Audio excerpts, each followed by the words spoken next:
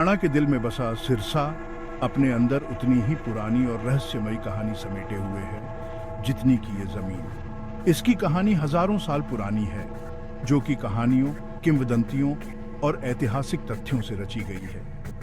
इस प्राचीन शहर ने साम्राज्यों का उत्थान और पतन, सभ्यताओं का उतार और चढ़ाव देखा है, जो पत्थरों पर अंकित और समय की हवाओं में फुसफुसाते हुए एक विरासत छोड़ गया है। सिरसा के अतीत की हमारी यात्रा हमें महायुद्धों और पौराणिक नायकों के युग में महाभारत के समय में ले जाती है।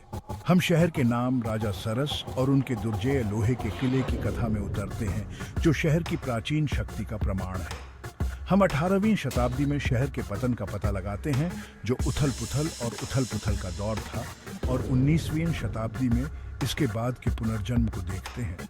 अपने लंबे और ऐतिहासिक इतिहास के दौरान सिरसा एक मूक प्रहरी बना हुआ है, जो समय बीतने और इतिहास के बदलते ज्वार का गवाह रहा है। इसके प्राचीन खंडहर इसकी स्थायी विरासत के प्रमाण के रूप में खड़े हैं, जो क्षेत्र के सांस्कृतिक और ऐतिहासिक परिदृश्य को आकार देने में शहर की महत्वपूर्ण भूमिका की याद दिलाते हैं। महाकाव्य महाभारत भारतीय पौराणिक कथाओं और साहित्य की आधारशिला हमें सिरसा के प्राचीन अतीत की झलक प्रदान करती है।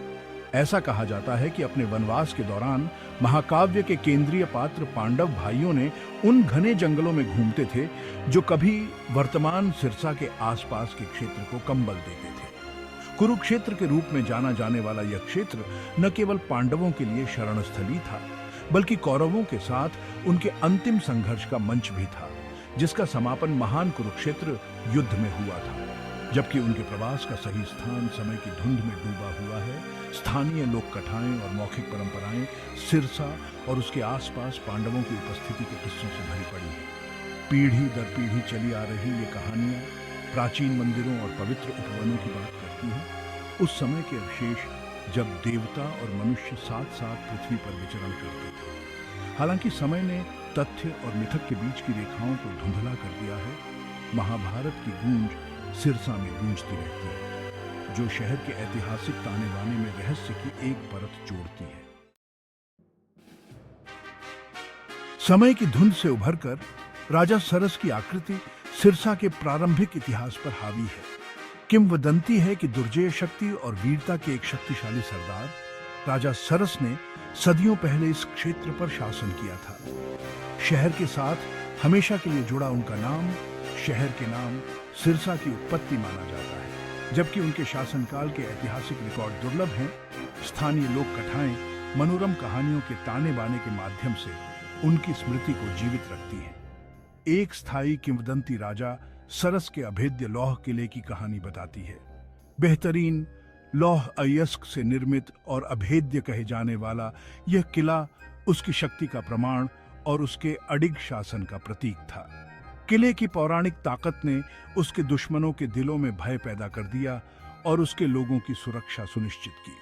हालांकि समय बीतने के साथ ही लोहे का किला खंडहर में तब्दील हो गया है, लेकिन इसकी ताकत की किंवदंती आज भी कल्पना को अपनी चपेट में ले लेती है, जो सिरसा के ऐतिहासिक आख्यान में भव्यता की एक परत जोड़ती है। सिरसा के अतीत के आख्यान के केंद्र में भव्य ठेंड है, एक ऐतिहासिक किला जिसके खंडहर शहर के पूर्व गौरव के प्रमाण के रूप में खड़े हैं। जबकि इसकी उत्पत्ति रहस्य में डूबी हुई है, कुछ विद्वानों का मानना है कि ठेंड का निर्माण राजा सरस के प्रसिद्ध लौह किले की नींव पर किया गया होगा। इसका नाम ही सरस का ठेह या सरस के टीले का अपभ्रंश है। सदियों से ठेंड ने शक्ति के उतार चढ़ाव को देखा, विभिन्न शासकों के हाथों से गुजरा, जिन्होंने इसकी वास्तुकला और सुरक्षा पर अपनी छाप छोड़ी। मुगल सम्राटों के शासनकाल के दौरान किले को मजबूत और विस्तारित किया गया था। महत्वपूर्ण व्यापार मार्गों के साथ इसकी रणनीतिक स्थिति इसे एक मूल्यवान संपत्ति बनाती थी। भट्टी राजपूतों के शासन में ठेंड अपनी शक्ति के चरम पर पहुंच गया, जिन्होंने इसकी दीवारों को और मजबूत किया और इसके बचाव का विस्तार किया। हालांकि सभी साम्राज्यों की तरह भट्टी शासन अंततः ढह गया। एक समय अभेद्यता का प्रतीक ठेंड को 18वीं शताब्दी में बार बार आक्रमणों और समय के क्रूर मार्च का शिकार होना पड़ा। इसकी एक समय की शक्तिशाली दीवारें मलबे में तब्दील हो गईं, जो इसके पूर्व गौरव की गूंज को छोड़कर चली गईं। भाग 5। धूल में गूंज सिरसा का 18वीं सदी का पतन। 18वीं शताब्दी ने सिरसा के लिए अशांति और पतन के दौर को चिह्नित किया। आंतरिक कलह और बाहरी दबावों से कमजोर हुआ एक समय का शक्तिशाली शहर खुद को क्षेत्रीय शक्ति संघर्षों के बीच फंसा पाया। आक्रमण लगातार होते गए, हर एक अपने पीछे विनाश का निशान छोड़ गया। हाथ जो कभी शहर की ताकत का गढ़ था, बार बार हमलों का सामना करने में असमर्थ था। समय और उपेक्षा से कमजोर हुए इसके बचाव हमले के तहत टूट गए, जिससे शहर असुरक्षित हो गया। एक समय व्यापार और वाणिज्य का संपन्न केंद्र सिकुड़ गया। बढ़ती हिंसा और अस्थिरता से निवासियों के भाग जाने के कारण इसकी सड़कें सुनसान हो गई। 18वीं शताब्दी के अंत तक सिरसा खंडहर में पड़ा था, जो अपने पूर्व स्व का एक साया था। इसकी एक समय की भव्य संरचनाएं मलबे में तब्दील हो गई। इसकी सड़कें सन्नाटे में डूब गई, सिवाय इसके कि ढहती दीवारों से हवा की फुसफुसाहट सुनाई दे रही थी। फिर भी अपने विनाश में भी सिरसा की भावना बनी रही, पुनर्जन्म के अवसर की प्रतीक्षा कर रही थी। भाग 6। पुनर्जन्म के लिए एक खाका जयपुर का प्रभाव। जैसे ही सिरसा खंडहर में पड़ा था, उसके इतिहास में एक नया अध्याय लिखा जाने वाला था। 19वीं शताब्दी की शुरुआत अपने साथ आशा की एक नई भावना और पुनर्निर्माण का वादा लेकर आई। ब्रिटिश ईस्ट इंडिया कंपनी ने इस क्षेत्र पर अपना प्रभुत्व स्थापित करने के बाद युद्धग्रस्त क्षेत्रों में व्यवस्था और स्थिरता बहाल करने की मांग की। दिलचस्प बात यह है कि सिरसा के पुनर्निर्माण का खाका कंपनी के रैंकों के भीतर से नहीं आया था। इसके बजाय उन्होंने पड़ोसी राज्य राजस्थान में स्थित सुनियोजित शहर जयपुर का रुख किया। जयपुर, जो अपने व्यवस्थित ग्रिड लेआउट, चौड़ी सड़कों और कुशल बुनियादी ढांचे के लिए प्रसिद्ध है, ने एक नए सिरसा के लिए एक मॉडल के रूप में काम किया। जयपुर के शहरी डिजाइन का अनुकरण करने के इस निर्णय ने अपनी औपनिवेशिक परियोजनाओं में स्थानीय ज्ञान और विशेषज्ञता को अपनाने और अनुकूलित करने के लिए कंपनी के भीतर बढ़ते चलन को दर्शाया। स्वदेशी वास्तुशिल्प और शहरी नियोजन सिद्धांतों के मूल्य को पहचानते हुए उन्होंने ऐसे शहर बनाने की मांग की जो न केवल कार्यात्मक हों, बल्कि स्थानीय सौंदर्य और सांस्कृतिक संवेदनाओं के साथ प्रतिध्वनित हों। भाग 7। समय के लेंस के माध्यम से मेजर जनरल थॉर्सवती का विजन।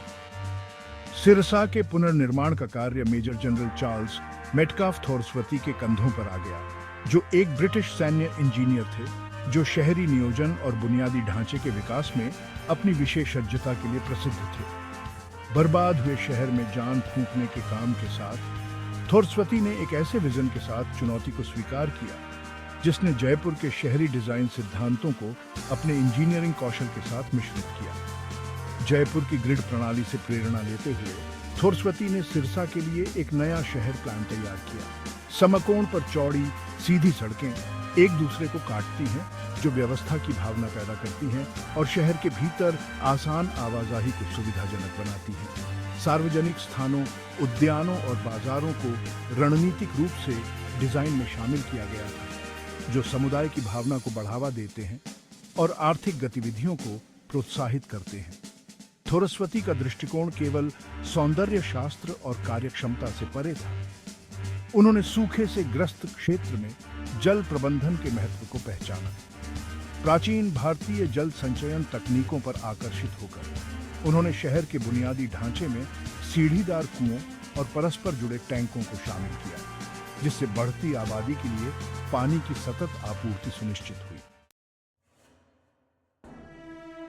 भाग 8। आधुनिक सिरसा पुराने और नए का ताना बाना। आज सिरसा अपने 19वीं सदी के पुनर्निर्माताओं की दृष्टि का प्रमाण है। इसका आधुनिक शहर अपने प्राचीन अतीत के अवशेषों के साथ जुड़ा हुआ है।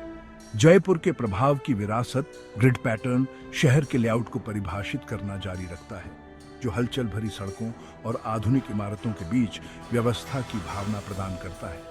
फिर भी अतीत की गूंज कभी दूर नहीं होती। ठेंठ के खंडहर हालांकि अनुभवी और ऊंचे हो गए हैं, फिर भी ध्यान आकर्षित करते हैं, राहगीरों को शहर के पूर्व गौरव की याद दिलाते हैं।